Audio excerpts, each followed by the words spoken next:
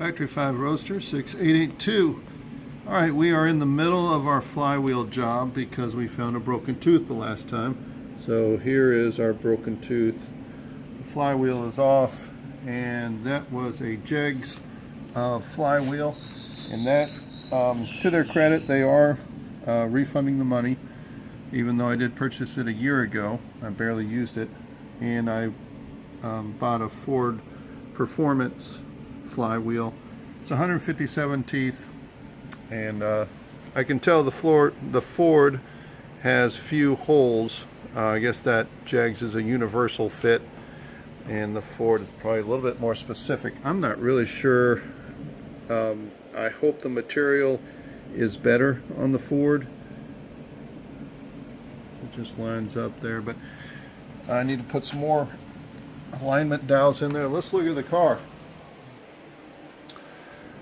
Alright, so I didn't take out the motor.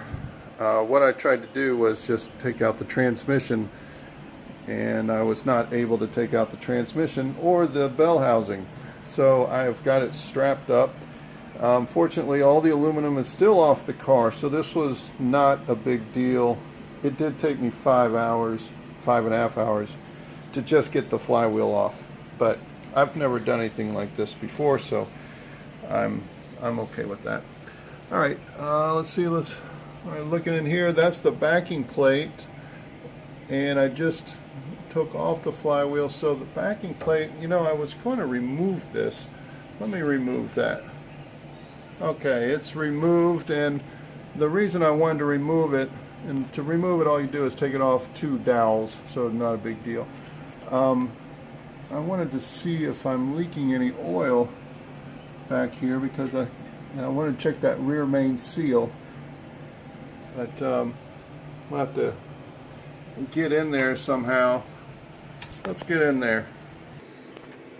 Okay, here we are at the rear main seal. This is a new rear main seal. Everything in here was new so that we wouldn't have to take this apart.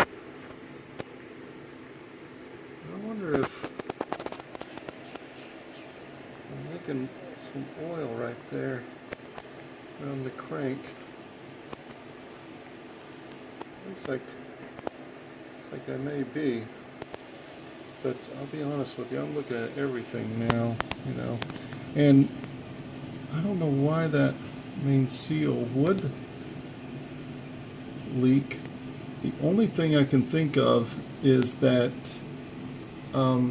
when we got back from a hurricane evacuation, I had the car up on jack stands, and when I was pulling it off, the car fell off the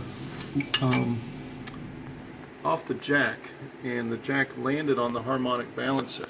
The harmonic balancer on the other end of it is it's hooked up to the crankshaft. So this is the other side of the harmonic balancer, and I wonder if maybe I somehow compromised the rear main seal. I'm not sure, but I should probably look at that a little closer. The reason I wanted to take that off is because I've gotten a little oil there. But you know, to be honest, I'm not sure if that's from the oil pan. I ended up changing out the oil pan, but it looks like it may be from the seal. Alright, great. One more thing to do is change the rear main seal. But while we're in here, we may as well do it, because let's not do it again, right? So, let's see. The bell housing is aluminum, so that was pretty light. This is my pivot ball. The clutch fork is down here with the new throwout bearing. And then this is the backing plate I just removed. This is our clutch and our pressure plate.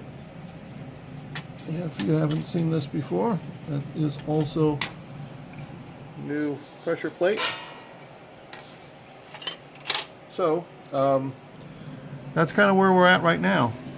I was going to go ahead and put the other flywheel on, but now I think I may change that rear main seal just in case, and then put that backing plate and flywheel on, just to give myself a little bit of peace. Alright. So to support the motor, just as you can see, got the stand there and just a couple straps hooked up to the hooks, and I guess that's pretty much it. This was a one-man job, that's why it took 5 hours. The car is up as high as it can be on jack stands, and I really didn't have to get underneath too much. Just it, once pulling out the transmission, I did it from above to slide it back. That made it easier. So I guess we're halfway through. So that's what we're doing so far.